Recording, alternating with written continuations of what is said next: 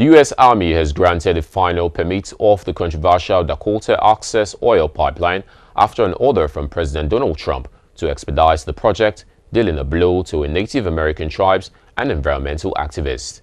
In a court filing on Tuesday, the Army Corps of the Engineers said it would allow the final 1.5 miles of more than 1,700-mile pipeline to tunnel under the Missouri River north of the Standing Rock 6 Reservation. In doing so, the Army Corps short its environmental impact study of the pipeline, despite a January 18 notice that it would accept public comments on the project through February 20. It said that the easement will be granted no earlier than 24 hours after delivery of the letter, which was dated for February the 7th. This also came after Trump issued an executive order in his first week in office to speed up the project.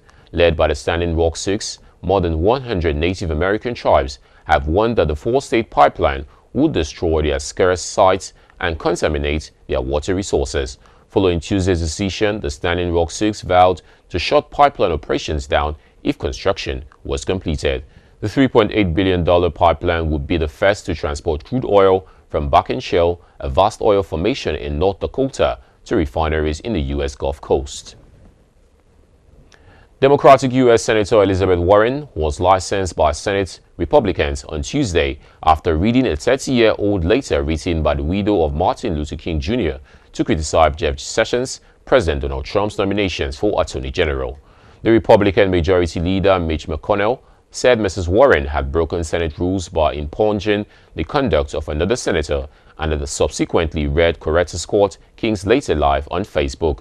The incident occurred during a debate in the Senate on the nomination of Mr. Sessions. Mr. McConnell's objection to Ms. Warren's speech was put to a vote, and senators voted 49 to 43 in his favor.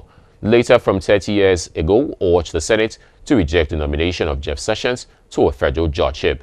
Ms. Scott Kings later alleged that Mr. Sessions was unsuitable for that role because he had used the awesome powers of his office in a shabby attempt to intimidate and frighten elderly black voters.